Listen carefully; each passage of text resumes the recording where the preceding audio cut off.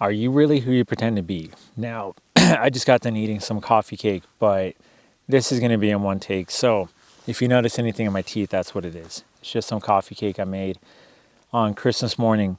And the reason why I say that is because it's a vital question to ask yourself. If you are struggling with people pleasing, if you're struggling with any kind of childhood trauma, but especially for those of you that have a hard time getting in front of a camera for making content. Now, I built Instagram pages and 2 other YouTube channels before, and I didn't realize this until I heard a therapist recently say this, that the reason why a lot of us have a hard time, and it's pretty eye-opening to think about how much trauma we all really have. The reason why a lot of us have issues opening up a camera and hitting that record button is because there's nobody there giving us real-time feedback or nobody there for us to adjust to. So if we have a background of people-pleasing, if we have an issue with being our authentic self all of the time, where there's no two yous, you're the same person no matter who you're around, whether they like it or not, it's because you don't know what mask to put on. You don't know what persona to put on when you turn the camera on.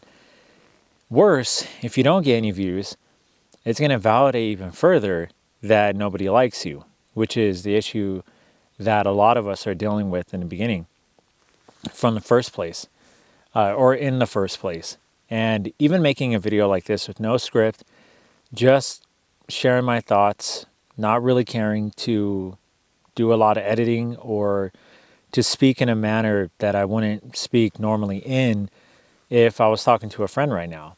And I don't even care the views or nothing, because I am telling you, if you just open up the camera, and even if it's not for social media, and you just hit record to get used to recording yourself on camera, because nobody's going to see it anyway, if it's only on your phone or your camera that you're using. Like I'm using this Canon. You don't need a fancy camera. I'm just, in case anybody was wondering if they're like, what kind of camera did you use? Because the quality's good. Because I've gotten that question before. It's a Canon R8, but you don't have to use anything fancy like I am right now. Use this as practice and therapy for you to, I feel like I have coffee cake in my mouth, but I just wanted to hit record before, again, I felt like not recording because I started getting in my head too much. Where if you just open up your camera and record yourself and just share thoughts on anything, it could be how your day went, it could be about politics, it can be about how you feel about Christmas, given I'm probably going to upload this on Christmas Day.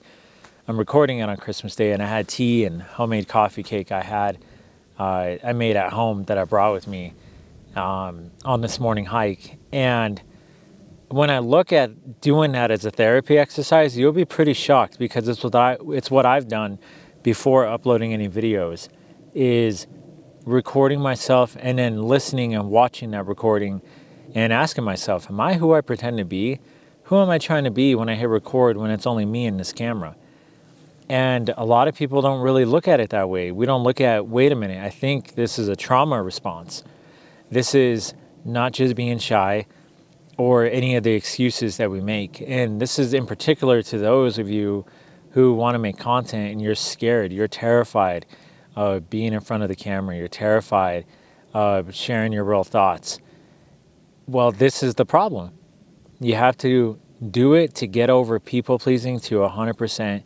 Learn how to be your authentic self and talk how you normally talk, speak how you normally speak. And sure, not always are you ever going to be maybe 100% in front of the camera. Depending on how big you blow up, it might feel different getting no views compared to having 1 million followers or 1 million subscribers. It will shift your perspective on things. I'm sure of it. But even with my channel of having, 60,000 subscribers, I haven't been consistent enough to really follow through with building this YouTube channel, and why I named it what I named it, and why I believe that if you just repurpose yourself every single day and you find ways to give yourself daily upgrades, it's always going to lead to a better life. You can't go wrong. Reading a book is repurposing your mind. Getting in shape is repurposing your body. Learning a new skill is repurposing your creativity. There's all kinds of different outlets. Recording a video for YouTube or Instagram is repurposing your persona.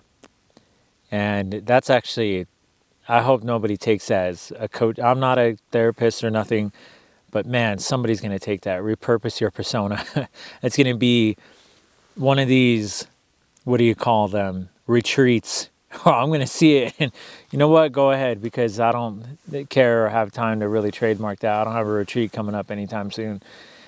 But to me, that's what really being in solitude taught me, and posting content without caring at all. Even if it's faceless, just sharing my thoughts with text over a video overlay and just saying, yo, let me just share exactly what I think about whatever it is. You got to do it. Repurposing your persona is therapy.